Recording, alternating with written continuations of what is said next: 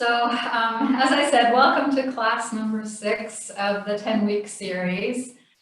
For the last couple of weeks, we've sort of been working with the way nature expresses itself through us. We talked about the gunas, the different ways that we prepare to deal with challenge. We talked last week about our emotional predilections, aversion, greed, getting sort of attached to ego, being fearful, those kinds of things.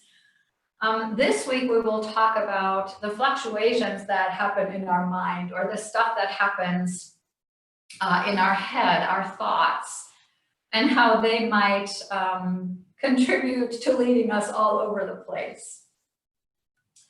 And so in yoga, the fluctuations of the mind are a really important thing to consider, because they kind of pull us out of our immediate experience, or they may guide us in sort of habitual ways into reacting to things, not based on what's actually in front of us, but based on what we've constructed in our mind.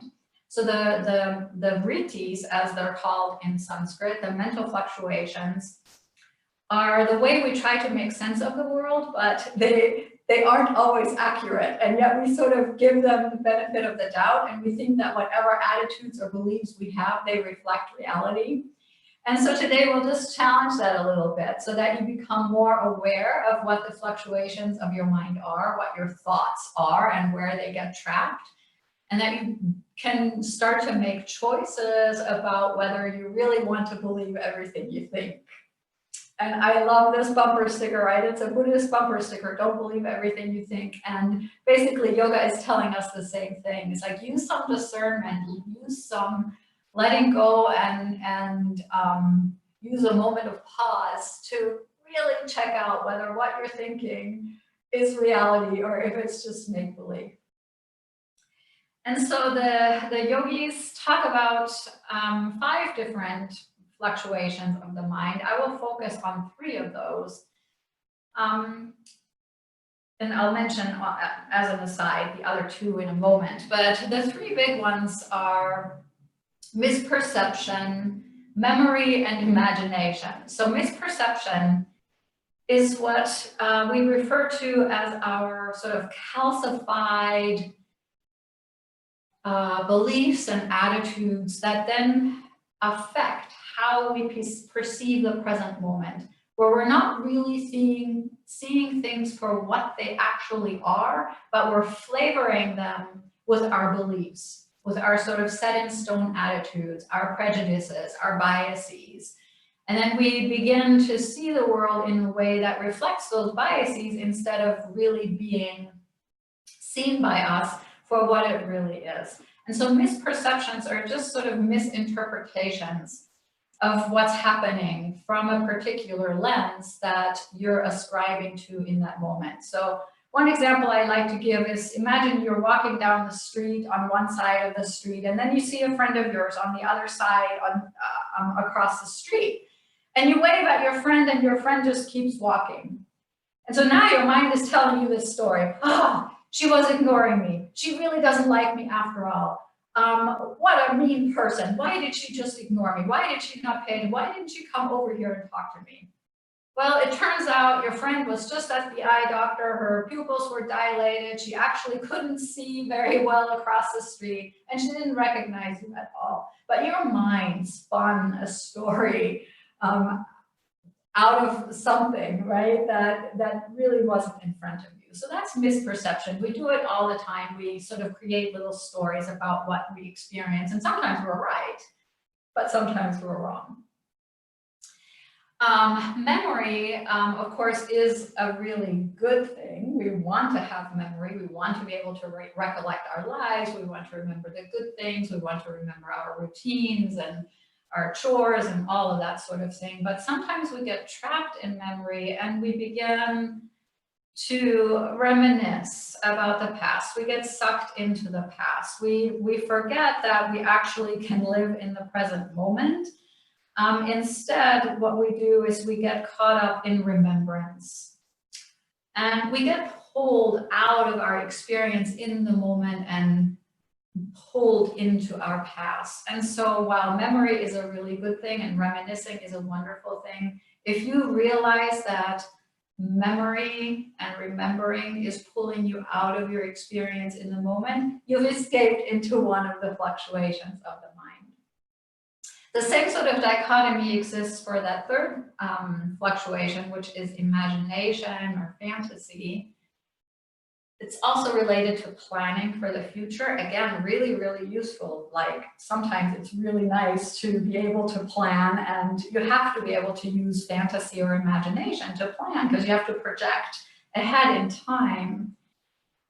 This really only becomes a problem, right, if you start living in the future. And we know sometimes we do that. We're not even present with what's happening to us right now. We're already thinking about the next thing that's about to happen, and our mind has time traveled. And then we miss out on the stuff that's right in front of us. We all do this all the time. And we have certain propensities in our mind, just like we do with our emotions. You know, last week you sort of played around with, well, what's my more common emotional reaction? Am I more greedy, trying to hang on to things, or am I more averse, trying to like get rid of things? Am I more fearful? Am I more attached to ego? Well, it's the same thing with the mind. Are you lost in your attitudes and beliefs and prejudices and biases, or are you lost in the past? Or are you already living in the future? Just some things to consider as we go through our practice today. The two other fluctuations of the mind, one is accurate perception. So this is where our mind actually stays open to our present experience.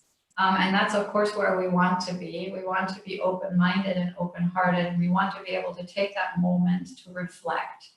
And so correct perception or accurate perception can still be, though, a vritti in the sense that we may still live in our mind a lot and miss out on our emotional experience or miss out on our relationships because we're too trapped in our heads. The fifth vritti, we do it every night, is sleep. It's a way of letting your mind become completely free of activity. When you are in deep sleep, not in dream sleep, but in dreamless sleep, your mind has the freedom to find stillness, to just let go of any fluctuations at all. And we now know from modern science that a lot of cleansing and repairing happens in your brain during deep sleep. We also know that this is when we consolidate new learning and memory. And so there's a lot happening in this deep sleep, but it doesn't manifest as an actual fluctuation of the mind. So we will play a lot today with exploring where we are in terms of our attitudes, beliefs, living in the past, living in the future, to try to come into a more present-centered state of mind. For our opening breathing practice, I invite you to find either a comfortable seat or you can recline on your back. You could lie on a bed or a couch, you can lie on the floor. If you can have your head and torso at a little bit of an incline, that might be conducive to better belly breathing. But if you want to be flat on your back with maybe just a pillow or a blanket under your head, that's fine too.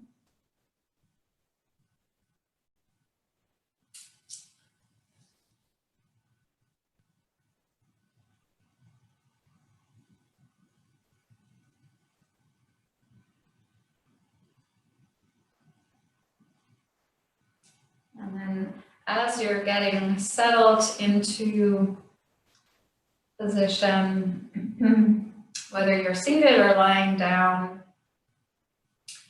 I invite you to make a conscious choice about your eyes. Maybe they are open, but your gaze is downcast. Or maybe your eyes feel comfortable closing. Yogi's choice. Look inward and just make a conscious decision about what feels right for you in this moment. And then, of course, you can always change and either flutter the eyes open or close them if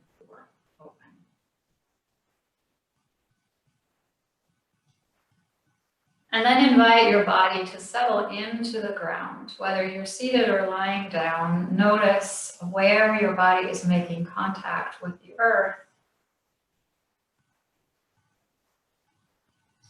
And ground more deeply from there. Settle yourself in. Feel the earth, the ground, the floor, the mat beneath you.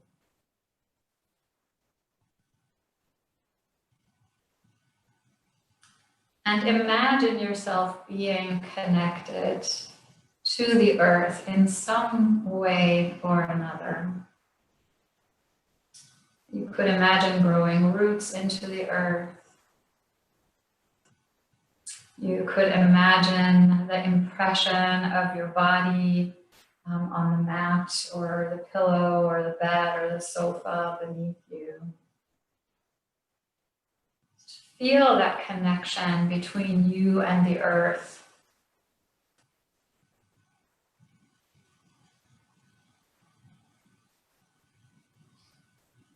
You might even choose to wiggle or move a little bit to feel the boundary between you and the ground. Making yourself comfortable.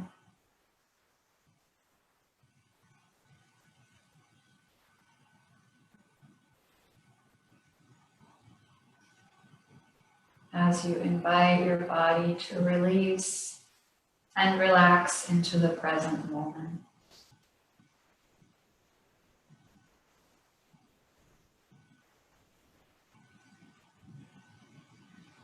By now you know that it is absolutely okay to move, to wiggle, to re-stabilize yourself throughout this breathing practice, to make sure that your mind feels settled into the present moment.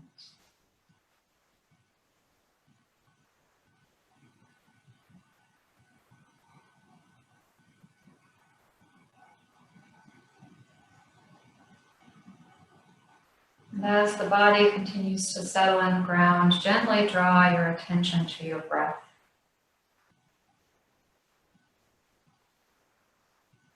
Noticing how the breath is interacting with the body in this moment. Feeling the connection between your breath and your body very concretely, very directly. Perhaps in the sense of pulsation of the breath in the body. Perhaps as a gentle rising and falling of the abdomen as the breath travels in and out.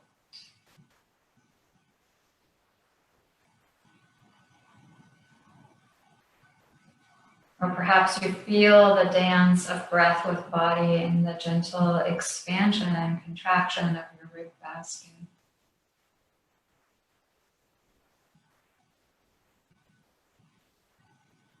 Or perhaps you perceive that dance as the flow of air through the nose, through the throat. Cool air traveling in and warm air traveling out.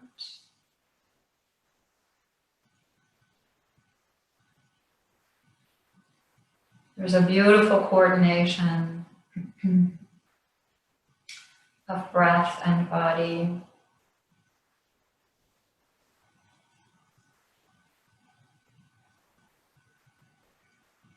Invite yourself to become fully aware of that coordination.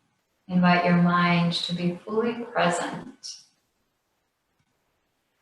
for this dance of breath and body.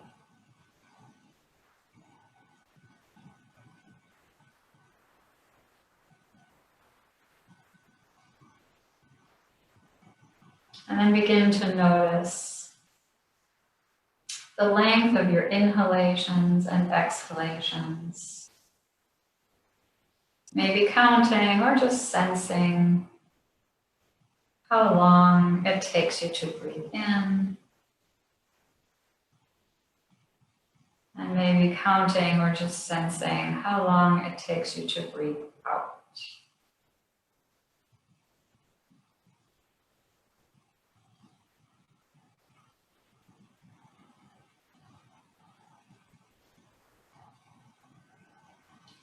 There's no attempt to change the flow of breath.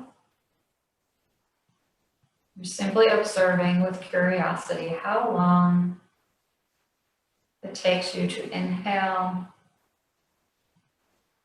and how long it takes you to exhale.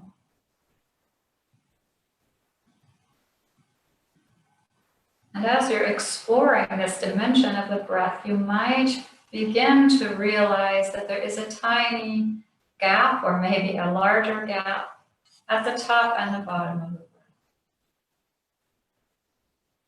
You might notice that the breath isn't just inhaling and exhaling, but the breath is inhaling, pausing, finding stillness,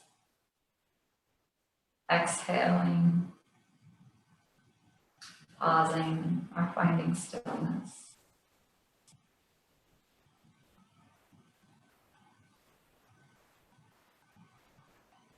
There's no attempt to lengthen or shorten that gap at the top of the bottom of the breath. You're simply observing how the four parts of the breath are expressing themselves in your body in this moment.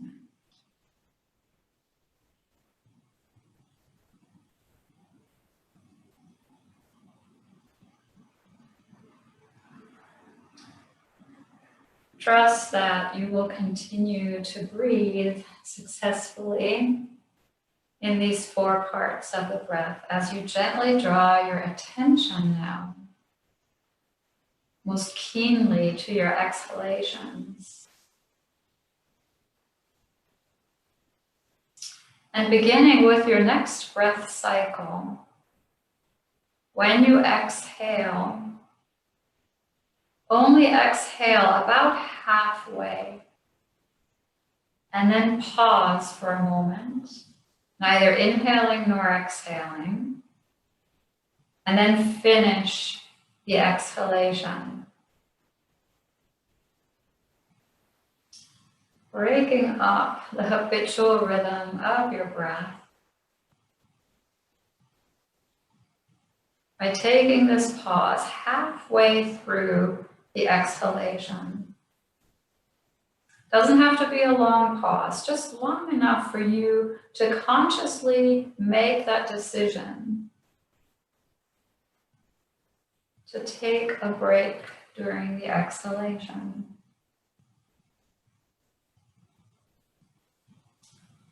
If you're up for experimenting even more,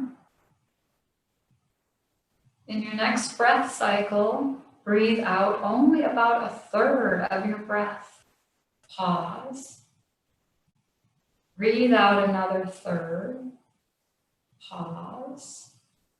And then breathe out the rest of your exhalation. Don't make the break so long that you're gasping for the inhalation. You're simply creating a little break in the exhalation. Breathing against the hair is what this is called.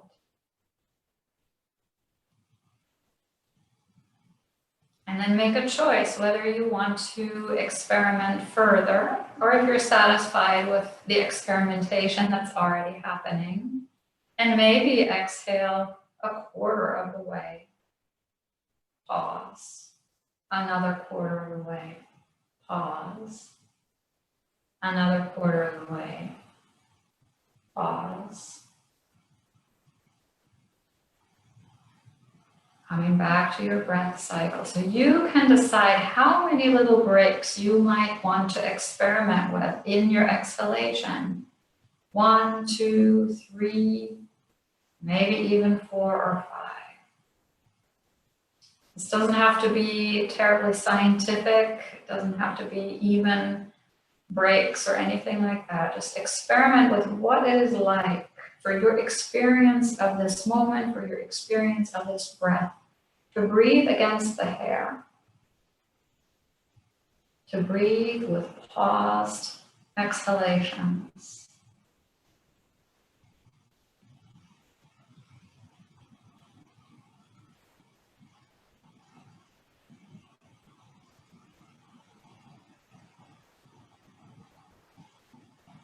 Take maybe 2 or 3 more rounds of breath in this way.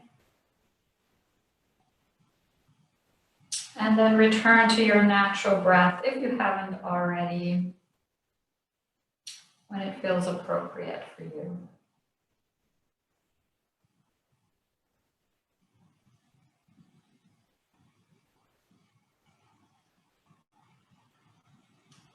And once again, bring your full mental attention to your breathing and notice if anything has changed in your natural breath.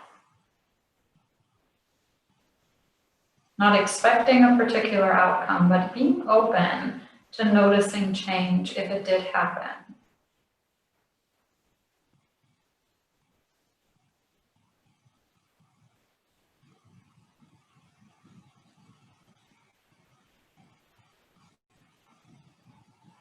And if you are lying on your back, in the next breath or two, begin to transition to one side and ultimately find a seat.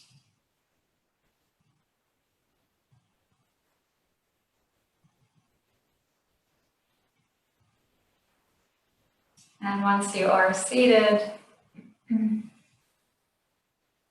find your preferred hand position and bow your head to your heart.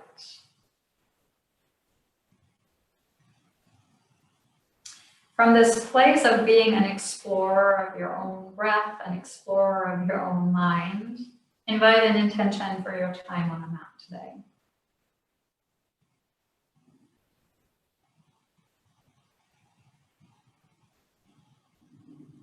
If something emerges for you that seems appropriate and auspicious, you might choose to seal that intention into your own heart with an inhalation. And you might choose to send that intention into your world with your exhalation.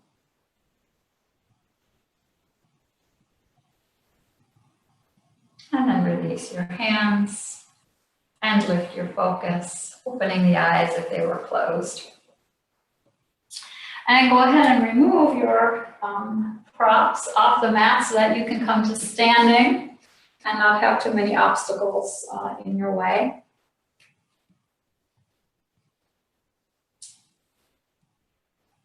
And as you find your standing position, begin to ground in the same way that you ground when we come to our breathing or meditation practice, only now you're grounding just through the bottoms of your feet. And so make it count, make it like the real thing. And you might choose to use your imagination here to think about growing roots into the earth through the corners of your feet. And you might remember that some of us feel 4 corners, some of us feel 3 corners. So experiment with that. And maybe don't just go by what you've always felt in the past, not getting trapped into the memory of how many corners your feet have, but see how many corners of your feet you can feel today. And then imagine growing roots into the earth through those corners. For a moment, if you would like to experiment a little bit with something new, you could lift your toes toward your knees. And just notice how this reverberates through the feet and the legs, maybe sensing sort of an upward movement of energy. You can keep your toes lifted for a while, or you can replace them on the floor anytime you want to. I invite you then to draw your kneecaps up toward the hips. Then I invite you to draw the pelvic floor in and up, and even the low belly in and up. Just to really create this sense of expansiveness through the legs, through the torso. Then you could even take your shoulders, wrap them up around the ears, and then release the shoulder blades down on your back.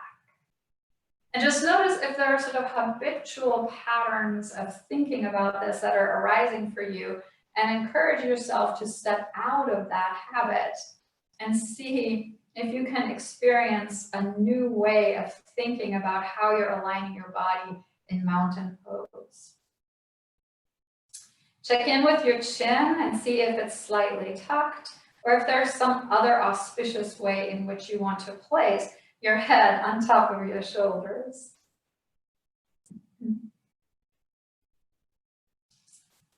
And then from this place of stability, as you breathe in, let your arms rise up and overhead. And we'll do that a few times, traveling with the breath. Exhaling as you lower and inhaling as you lift up.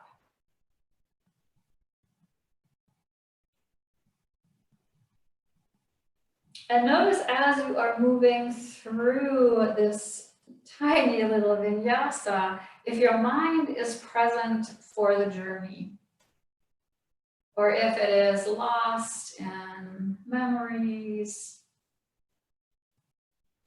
or if it has time traveled to the future, planning what will happen after class or even tomorrow.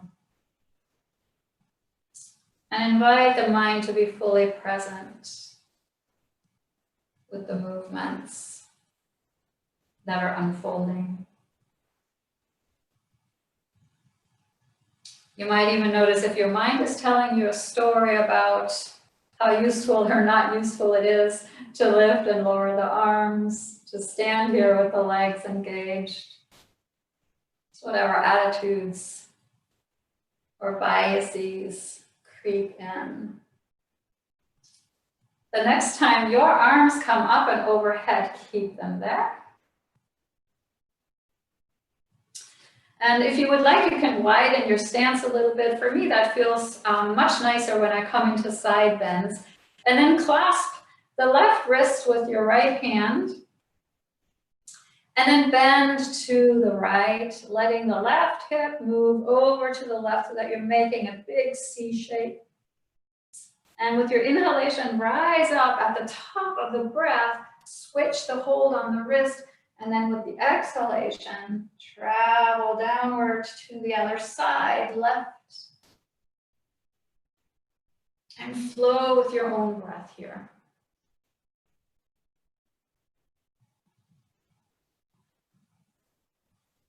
Invite the mind to be fully present with the movement of the body and the movement of the breath. And notice what the inclination is of your mind. Is it making little judgments, for example, about how you're moving or what I'm inviting you to do? Or is your mind escaping to the past or the future?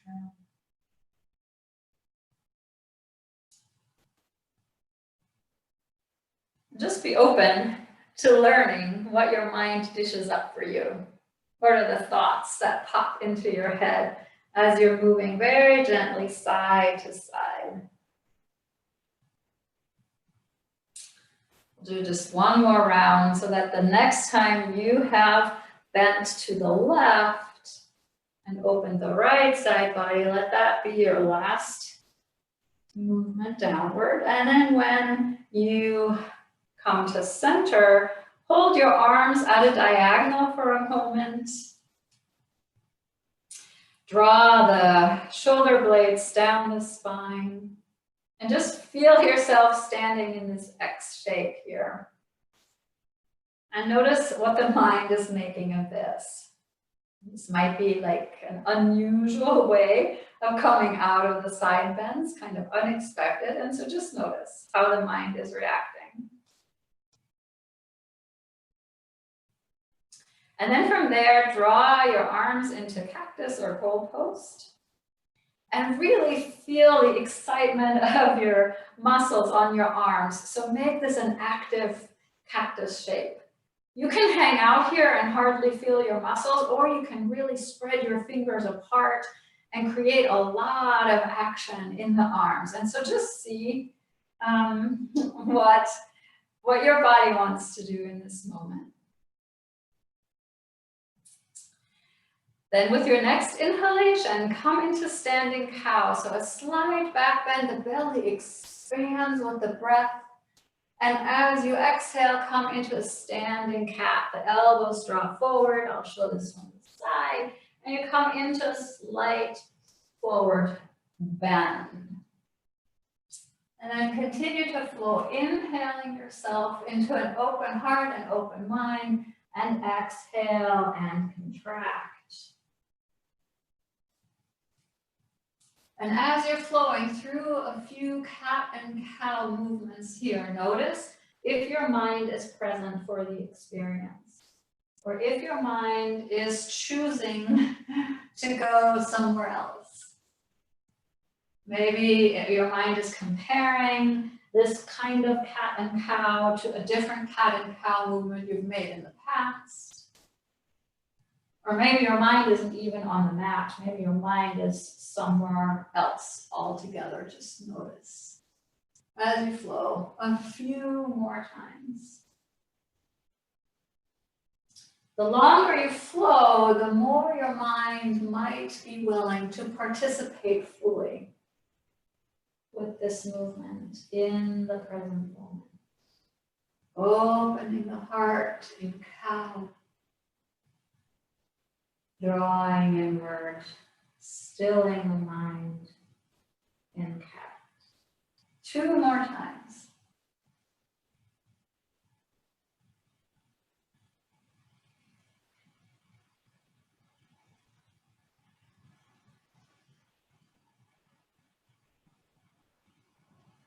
After your next cat position, when you rise back up, come to neutral and return your arms to your side.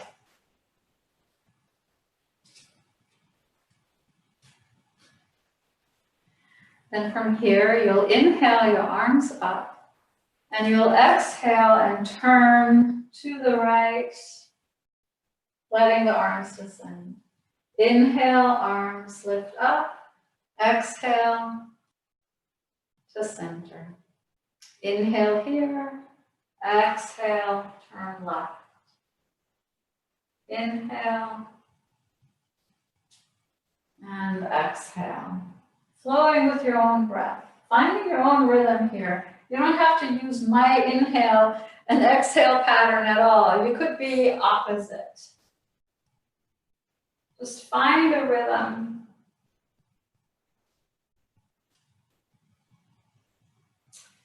Coming into a gentle rotation.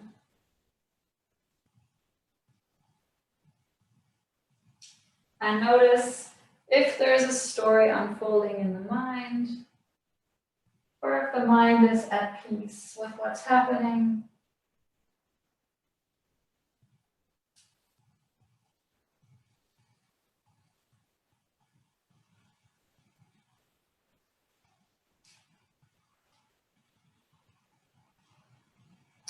We'll take a couple more rounds.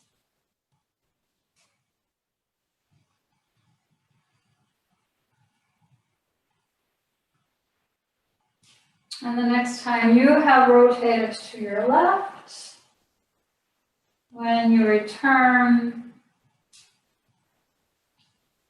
stay at center. And draw your hands to your heart, maybe bringing the palms together, maybe placing the palms on your chest, whatever feels appropriate.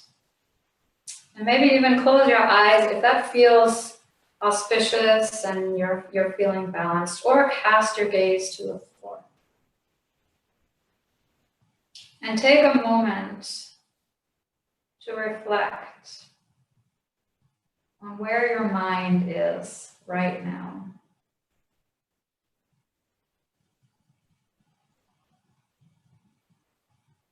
Take a moment to notice if there's a story unfolding. And invite your mind to come into this moment.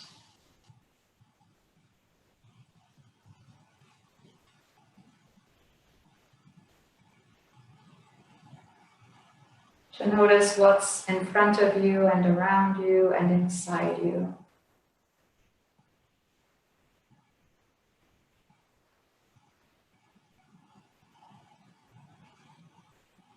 And then gently release your hands. And we'll once again come to mountain pose. Have a couple of blocks handy at the top of your mat. And turn your mountain pose so that you're facing the blocks. And we will be working a lot with forward folds today. So I'll actually face you for a moment. And so we have this very beautiful hip joint that is our forward fold hinge for our body. So often when we think about forward folding, I like to call it folding rather than bending, because bending makes me think of this, right, where I'm sort of bending my spine. But forward folding happens at the hip joint. And so one nice cue that you can give yourself is to bring your fingertips into the leg creases, right in front of the hip joint. And the hip joint is actually fairly medial. It's not as far out as you think. And so if you bring your hand into the hip creases and press, if you're in the right spot, it'll naturally sort of fold you in half. That's why we call it a forward fold hinge. And there is a nice ligament that runs across here. It's called the inguinal ligament. And when you forward fold in this way, you're actually rolling your pelvis over this ligament. And so to me, it's a nice thing to imagine. It's a nice image for the mind to hang on to, that you're almost like rolling yourself over this ligament that's deep inside your body.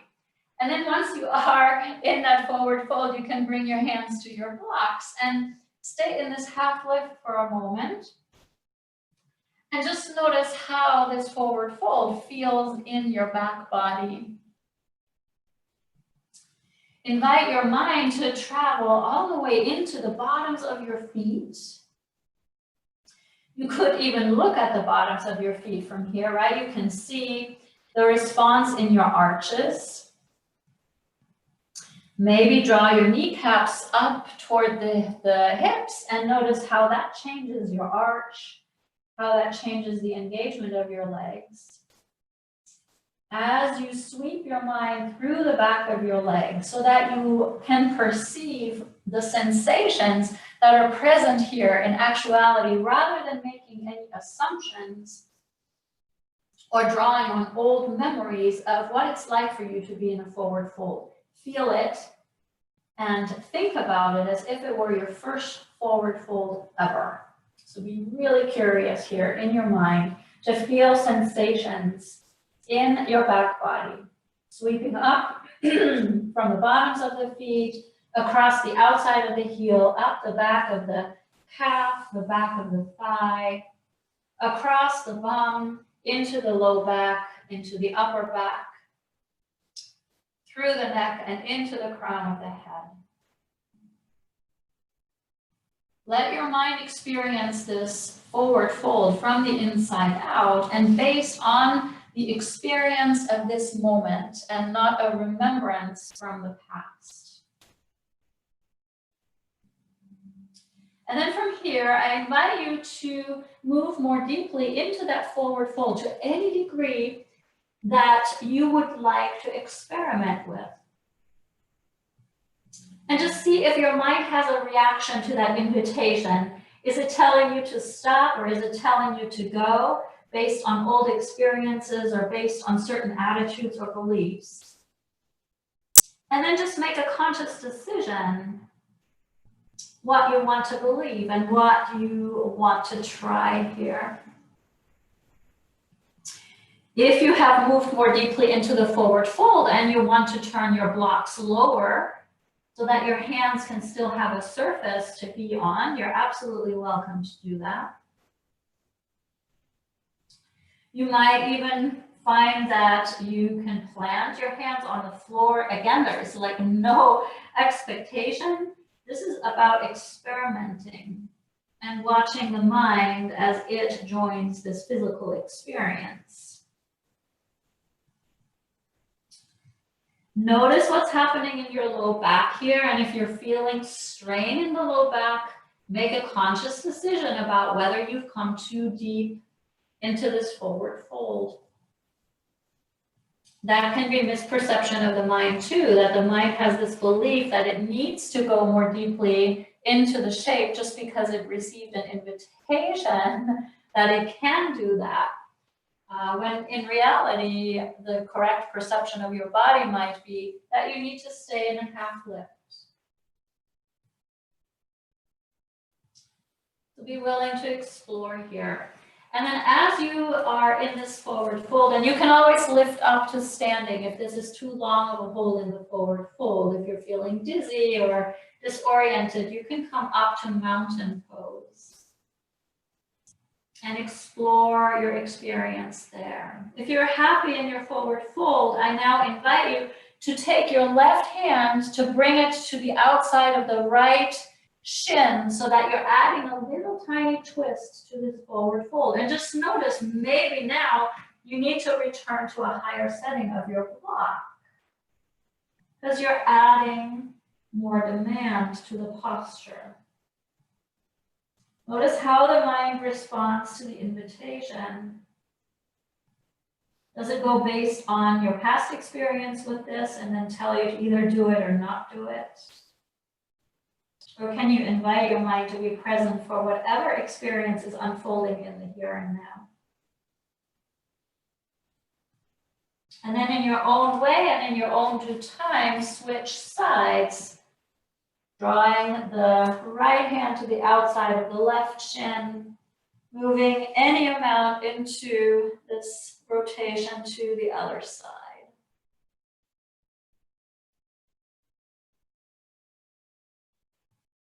Noticing if the mind has a preconceived notion about what's possible on this side, maybe based on the experience with the other side. And remind yourself that your two sides could be very different.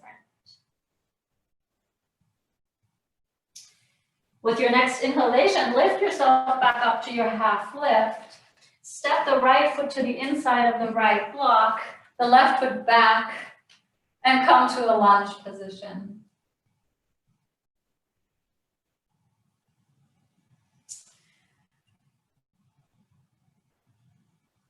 In this lunge, draw the forward femur back into its hip socket and the back femur forward into its hip socket so that you create a sense of stability in your core here. And the stability that you're creating in your core here is very, what's the word I want to use? It's vibrant. That's what I'll call it. It's a vibrant experience of stability because there's a constant readjustment of your muscles to really feel stable in a lunge position. And so there's absolutely nothing static about the stability that you're creating here. Instead, it's a vibrant, alive sort of sense that you're getting. And just notice how your mind is coping with that reality. As you're then straightening the forward knee to come into a pyramid stance in your legs.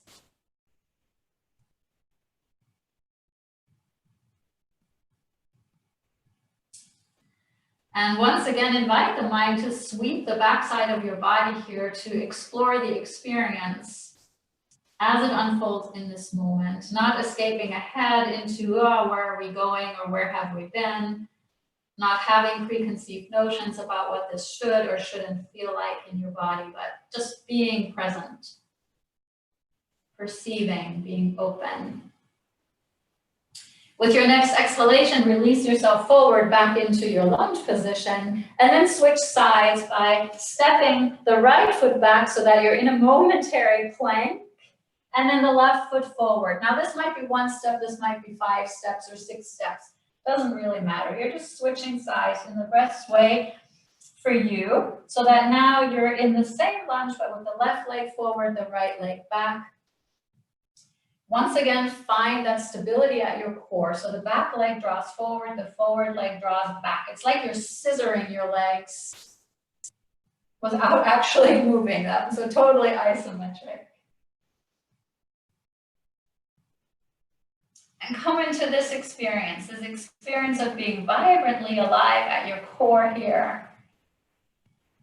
while you're completely still on the outside.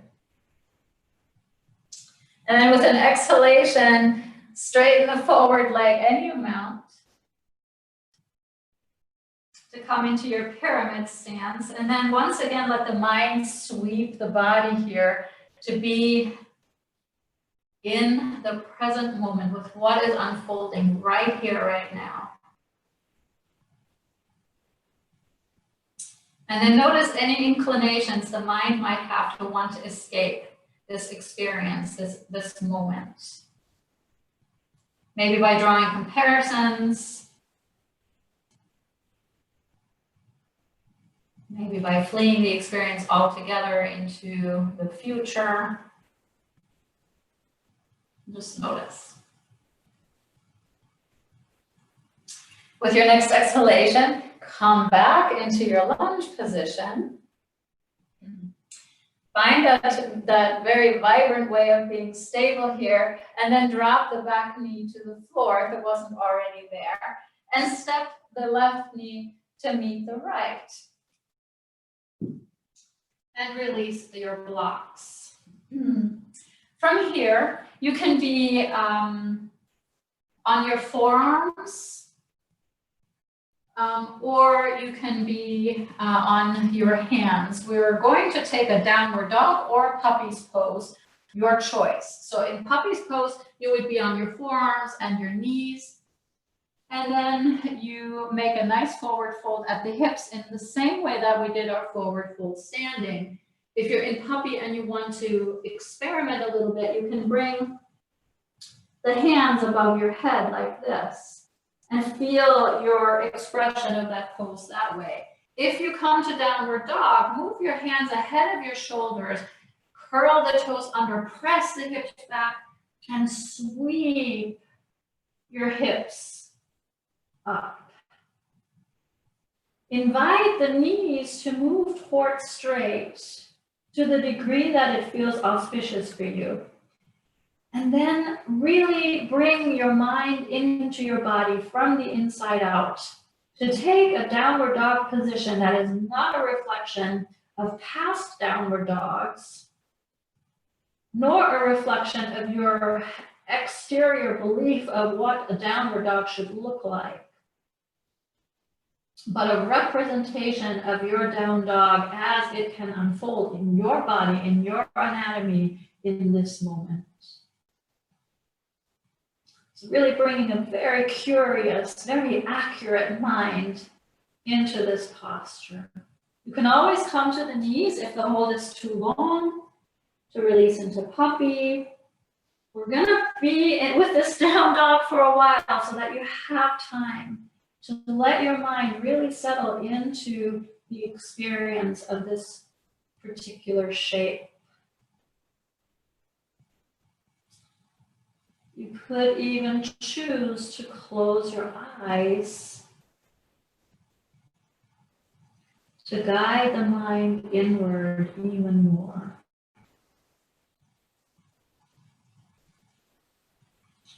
Take one or two more breaths, with you choosing your variation of your shape.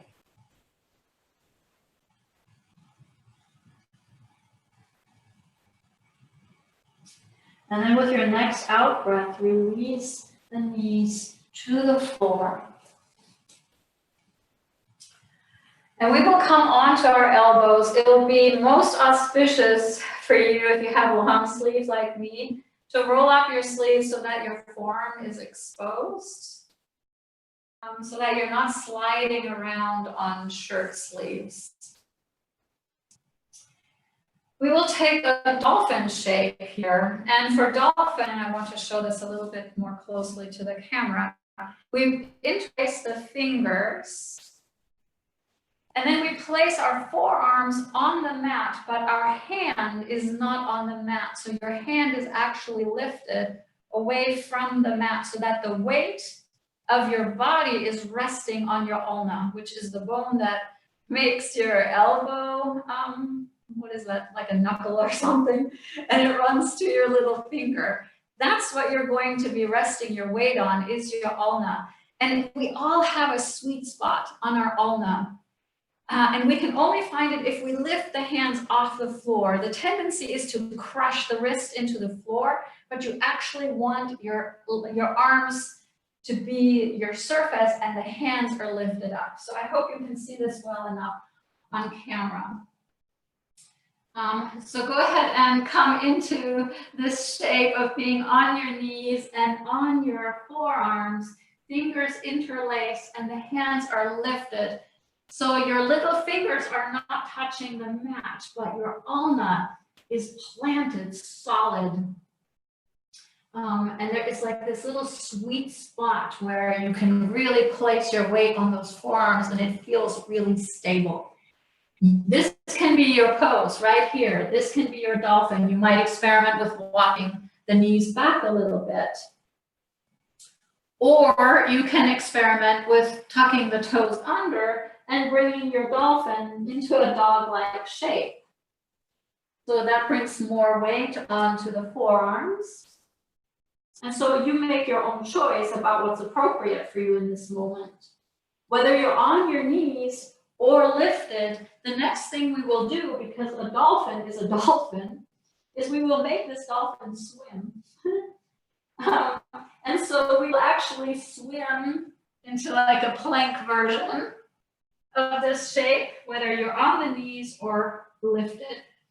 And then we will swim back, bringing the fin, that is our buttocks, above water. And so flow back and forth here in your dolphin pose to the degree that feels auspicious to you. And notice how the mind is reacting to this challenge.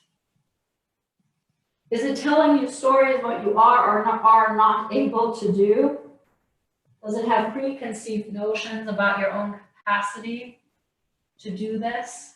And just explore if it's telling you a real story based on accurate perception, or if it's telling you a made-up story based on past experience, based on old beliefs.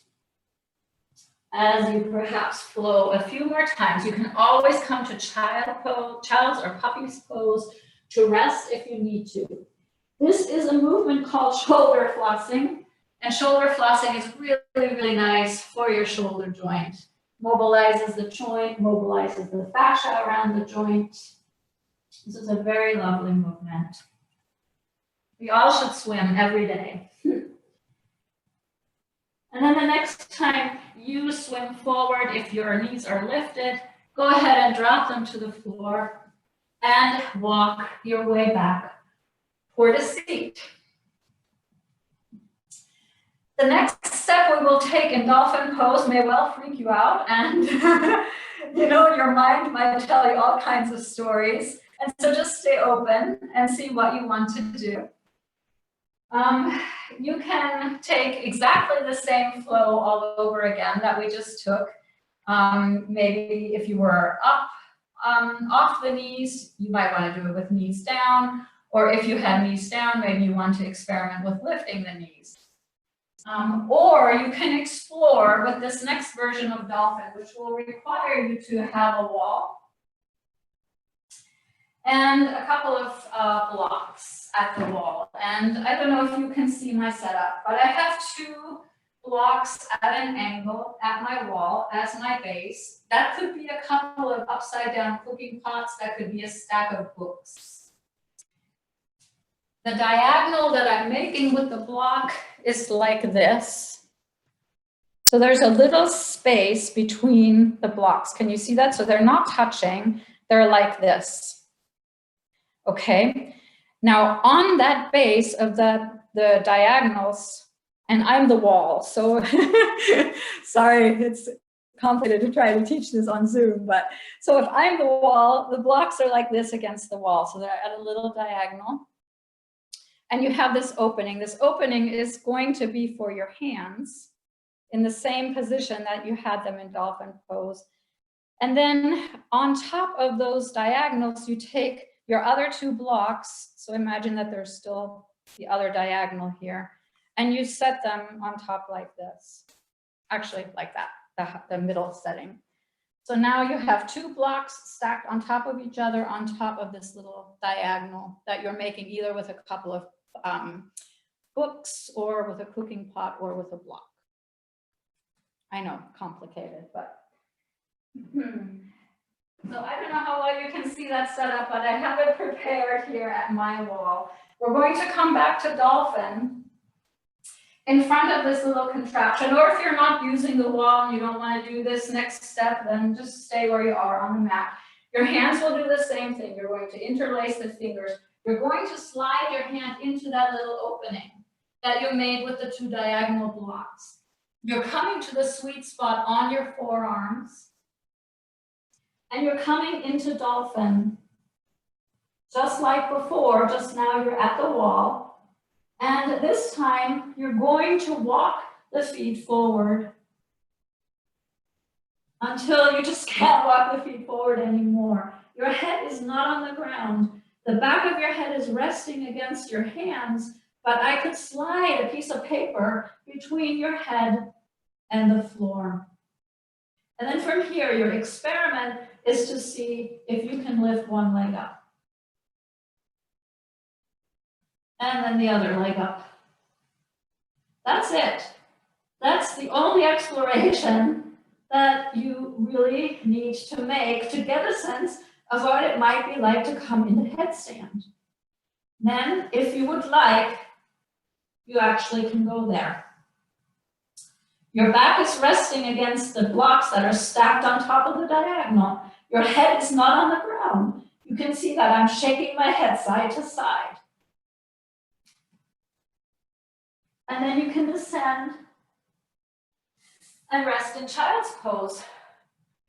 When you're done, and I will come a little bit closer to just talk you through that one more time. So the hands are inside the blocks. You're on your ulna, you're pressing the ulna into the ground. Of course, if you have an injury, you're not really going to bring your weight on there fully, right? But if you want to experiment, then walk your feet as close as you can walk them toward your arms until you feel your back touching the stacked blocks. And then lift one leg up and then the other leg up. And if you have a wall and you have the strength, you might bring yourself all the way to headstand. Headless headstand. I just want to emphasize, you're keeping a little tiny gap between your head and the floor. You're not dumping your weight into your head and your neck. You're carrying your weight on your ulna.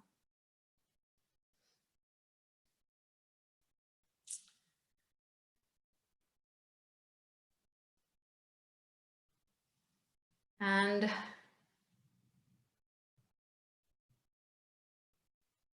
once you have experimented enough with this, you can come to a child's pose and chill for a moment and just pay attention to what your mind is telling you right now. And invite it to come into accurate perception about this moment. There is no failure, there's no success, there's no expectation. You've just given yourself a little challenge, and you may notice that during the challenge, your mind was focused. Your mind was with you.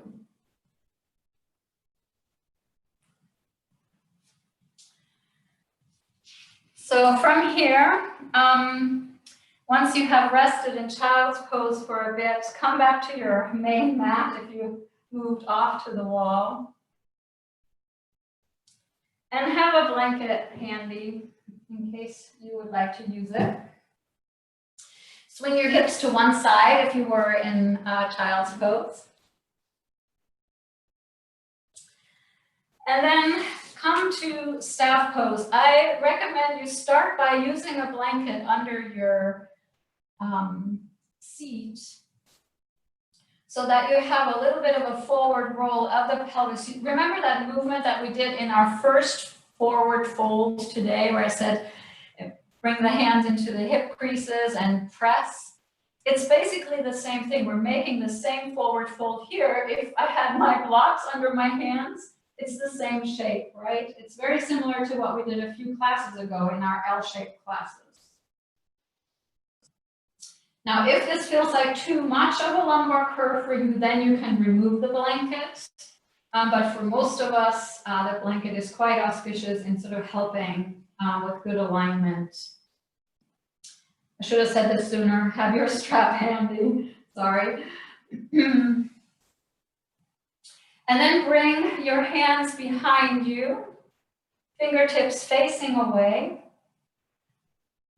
And experiment for a moment with what happens to staff pose depending on the positioning of your feet. And so come to dorsiflexion, plantar flexion, dorsiflexion, maybe much more slowly and gently than what I just did. And just notice how this changes the experience of the backs of your legs.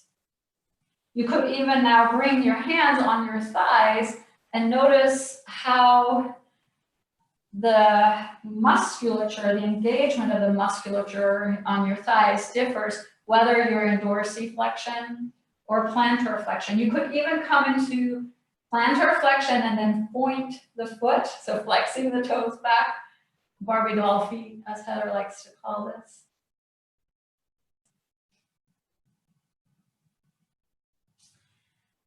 And then from here, I invite you to bring your hands into those hip creases again and to see if the torso can move forward any more than it already did without the back sort of losing its integration and stability, right? You want to keep a nice neutral spine here to see. And you can now grab your strap if you want to, bring it around your feet to give yourself a little bit of support to draw the torso toward the thighs, not muscling your way into it by any means, but to give yourself a little bit of support so you really feel this forward fold in your hips and in your back without over-efforting. And tune into the story of your mind here.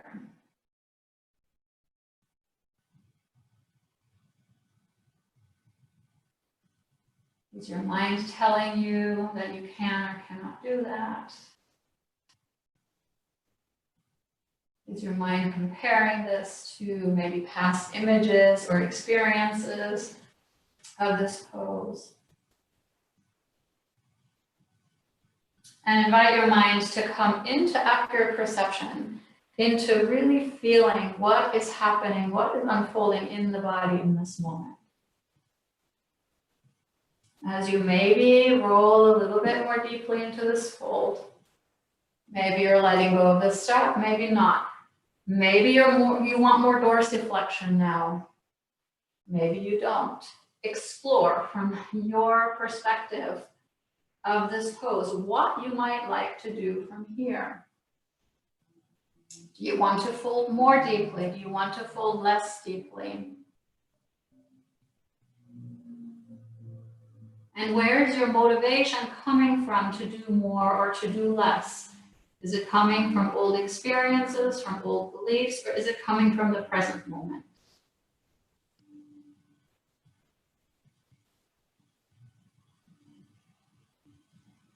Can you relax into the position wherever you are? Maybe even finding your breath. Finding a sense of calm, of re-stabilizing.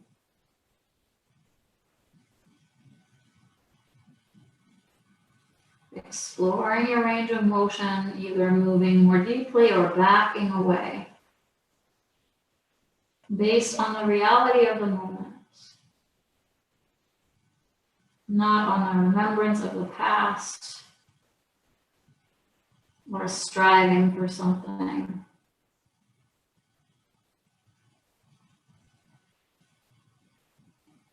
And then as gently as you moved into your forward fold, back out of it.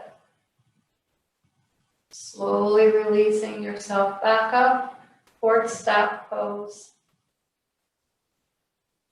And then maybe even closing the eyes, but certainly drawing your attention inward to feel staff pose now from the inside out. Has it changed? Has your experience of this shape changed? Maybe even experiment one more time with dorsiflexion and plantar flexion.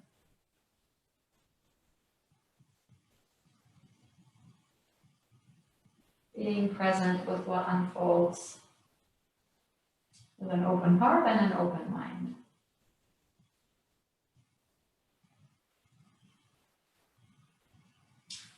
And then from here, I invite you to take your two hands and wrap them around the left thigh to help bring your knee up, just like we did last week for our twisting posture. You might need to have a block handy just in case you need it. But what you're doing now is you're going to turn that left knee out to the side so that the sole of the left foot moves toward your right thigh. Maybe your left leg ends up on the floor. Maybe it floats. If it floats, give it the support from a block or a blanket. If it's happy on the floor, you don't need to do that. It's just however your body is present. And then just note if your mind is telling you a story about what you should or shouldn't be able to do. From here, with an inhalation, lift the arms up and overhead. And with the exhalation, turn to the right, just like we did at the beginning of class, that exact same movement with the arms. The left hand lands somewhere either on or on the outside of the right thigh as you take a very gentle little rotation to the right. Your head will face to the right. I keep looking at you, but you don't need to turn your head to the left. Now, from this rotation in the spine, let the left hand travel down the right leg any amount to bring yourself into a tiny bit of a forward fold. You can once again use your strap here around your foot to come into head of knee pose.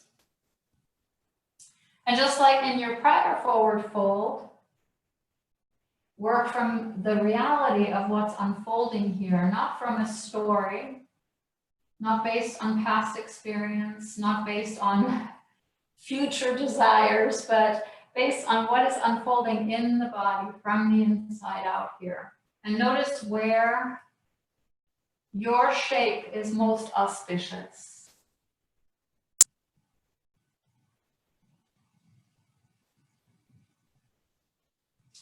Invite yourself to settle into the experience of this asymmetrical forward fold. Can you imagine your body from the inside out? Can you imagine the alignment of your spine here? And notice what it would take to make that alignment most auspicious for you in this moment. You can test the boundaries of your range of motion here, maybe backing away from the fold, maybe moving into the fold, whatever feels appropriate for you.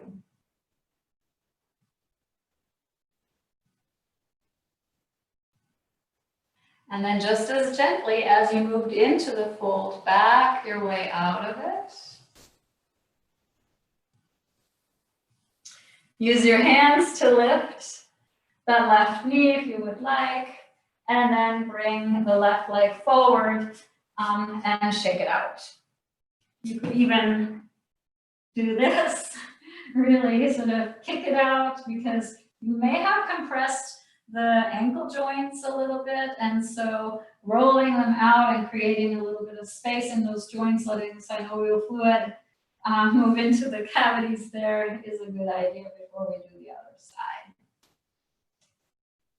And then when you're ready, notice if your mind had the desire to rush into the future, running like straight into the other side, and say, oh no, let's do this thoughtfully. Let's come via staff pose like we did before, finding a nice auspicious alignment in this forward folded seat. And then bring both hands to your right thigh and draw the knee up first. Maybe give it a little squeeze. And then fold to the right knee out to the side, bringing the bottom of the right foot against the left thigh, and then propping the right leg or knee as is appropriate for your body.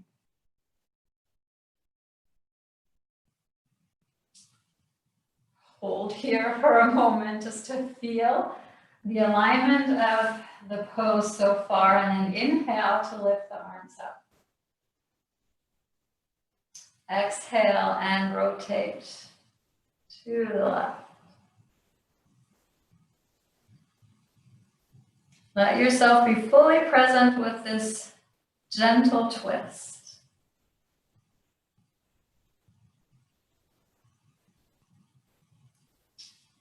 And once again, tune in to the radio station of your mind. Which channel is playing? What's the story of the moment?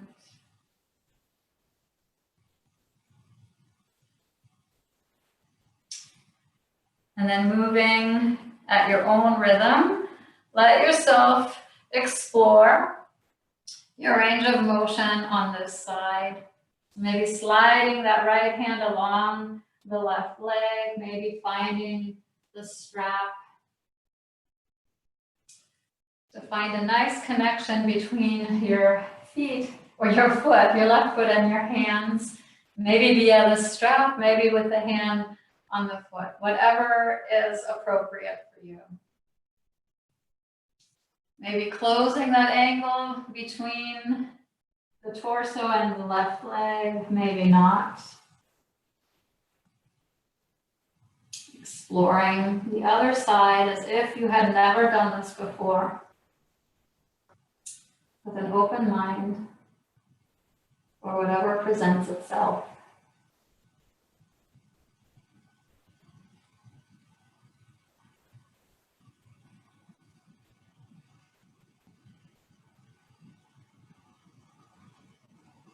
And invite your mind to become still, to come into this moment.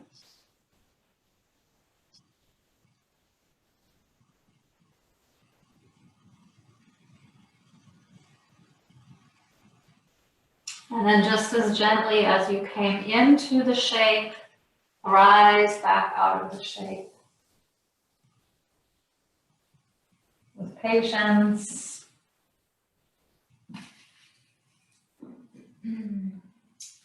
Go ahead and release and shake it out.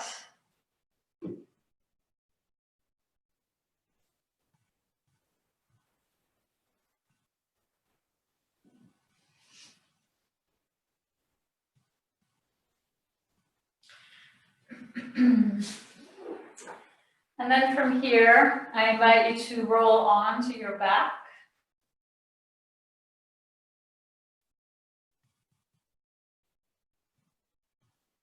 For a little bit of gentle twisting, just to squeeze out any gripping from the forward folding. So I invite you to start by hugging your legs into your chest and rocking across your back. You can control where you're massaging your back here by how closely you squeeze the knees in. So if they're really close, you're massaging more across the thoracic spine.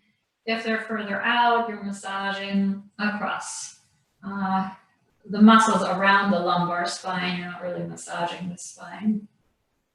And if you have the knees all the way above the hips, you're actually massaging all the fascia and tissue around your SI joints, atop your sacrum. And so you can determine where you really want to feel the goodness of this little rocking motion. And then if you would like, you could bring your arms to the floor, maybe straight out in a T position, or maybe in a cactus position, yogi's choice. Walk your hips away from the shoulders, widen your feet to mat width apart. And then with an exhalation, let both legs pivot to the left. And then you get to decide, will you just move back and forth side to side with your breath? Or do you want to hold this little twist on one side for a while and then switch sides? We all have different needs, and so you might explore. If you're not sure, you can just experiment and see which way your body wants to move. Maybe windshield wipering, or maybe holding a twist in one direction and then holding a twist in the other direction.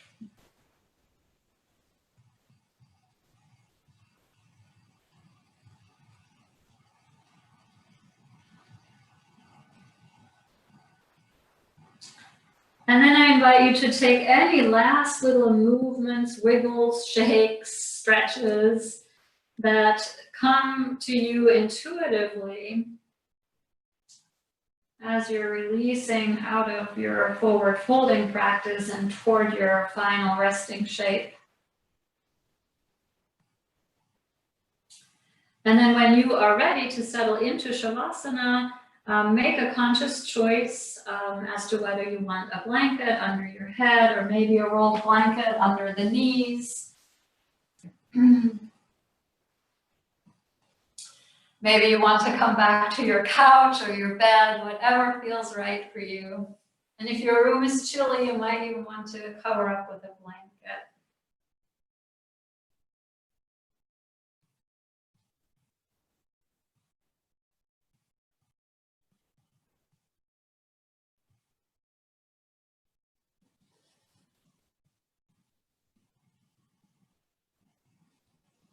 Invite your body to release and to settle. By now it knows how to do this. And so all it likely will take is your invitation.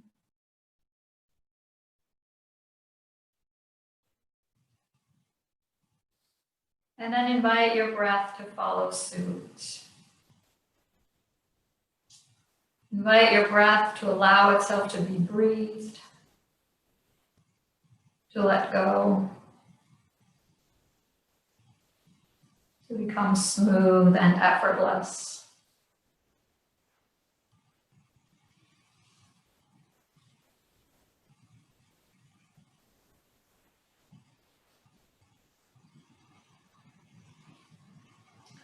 Invite your mind to become simply at ease.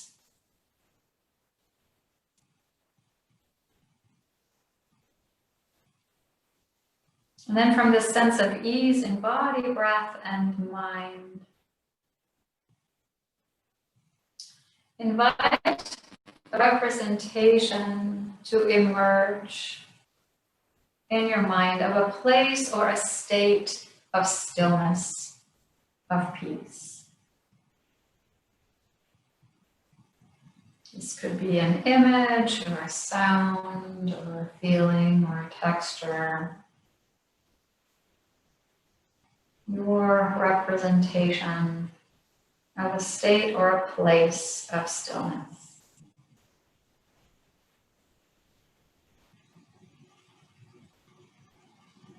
And welcome whatever arises for you without censorship, without a story, without a judgment.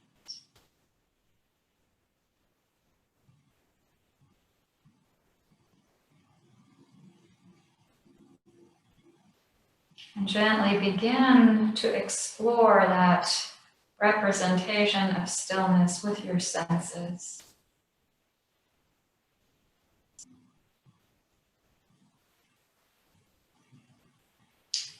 Take in that representation with your eyes, maybe noticing its features, its colors.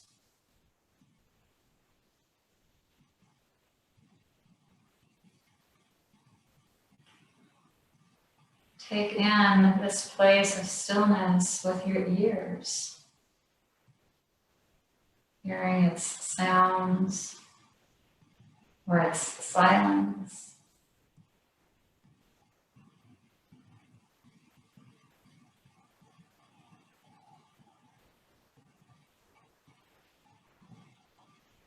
Invite your nose to become part of this, noticing a fragrance, an aroma, a scent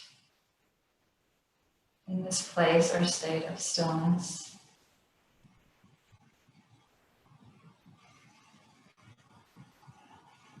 Invite even your tongue to take note of any tastes, any flavors.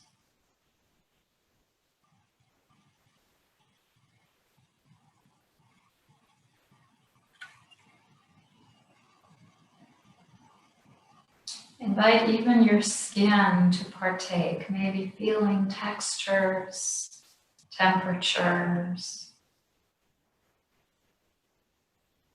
in this place or state of peace, of stillness.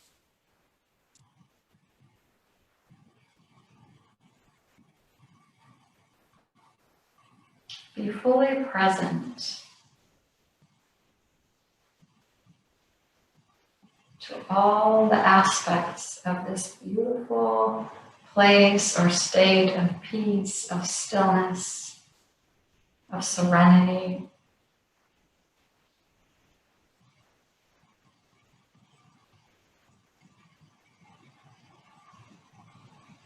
And settle yourself into this place or state of stillness. Invite that sense of stillness, of peace to settle into your body.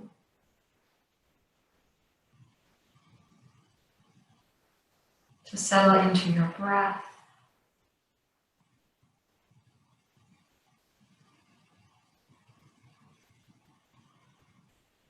Invite that stillness to move into your mind, perhaps as a sense of spaciousness, openness.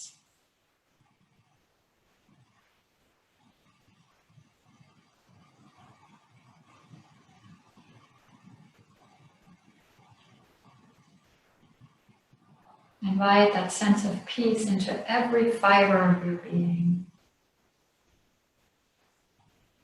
Absorb it into every pore of your skin. Pour it into every cell in your body.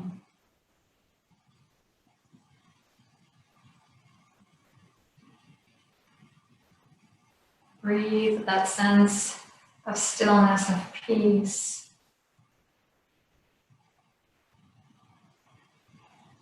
Into your physical being, into your emotional being,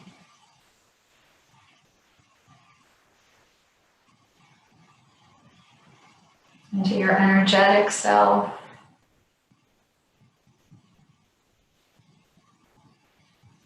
your mental self.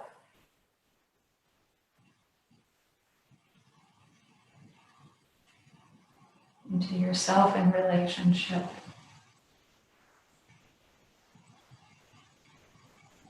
Invite this sense of peace and stillness to penetrate all of your layers.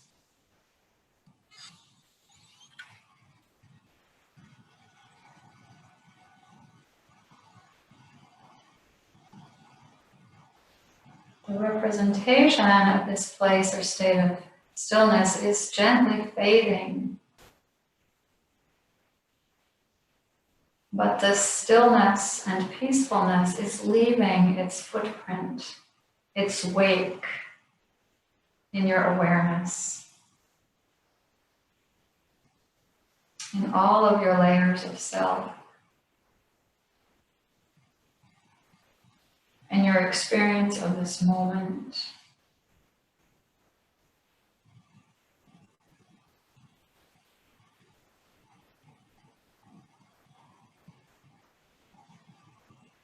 This peace is finding its way into your body, your breath, and your mind,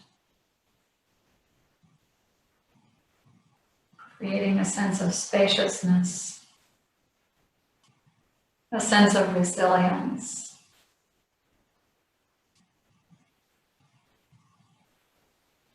a sense of being fully present for this moment, for this life,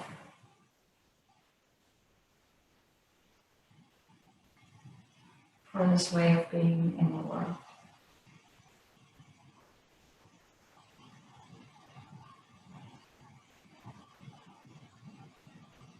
And with this sense of peace and stillness in your heart, I invite you into a couple of minutes of silence.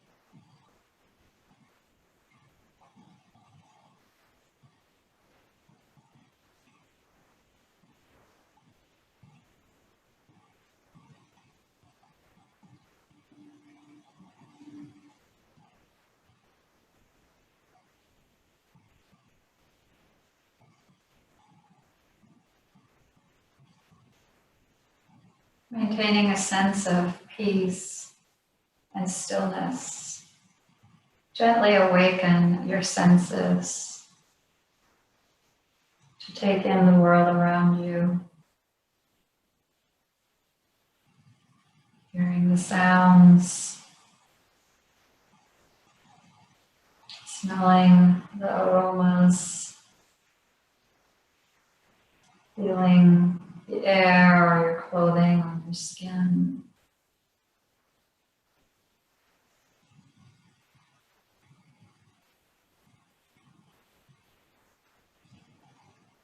And before you move anywhere, make a plan for your journey back to a seat, knowing that you can take your time and that you can do this in your own peaceful way.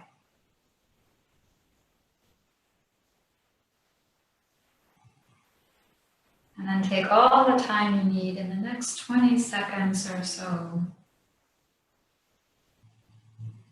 to make a gentle transition from lying down to being seated.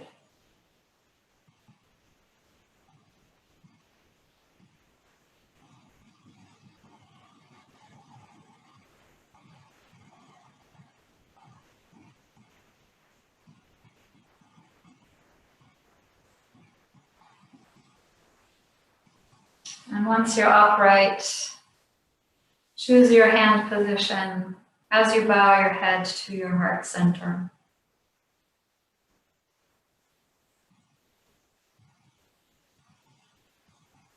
I invite you to make a conscious choice to drop your mind into your heart, to drop your mind into the present moment, into the now, as it unfolds moment to moment. to invite your mind to perceive what's real, to perceive what's present. Not getting caught up in the past, not getting preoccupied with the future, not getting stuck in old ruts and beliefs, but open, spacious, wide, and peaceful in every now.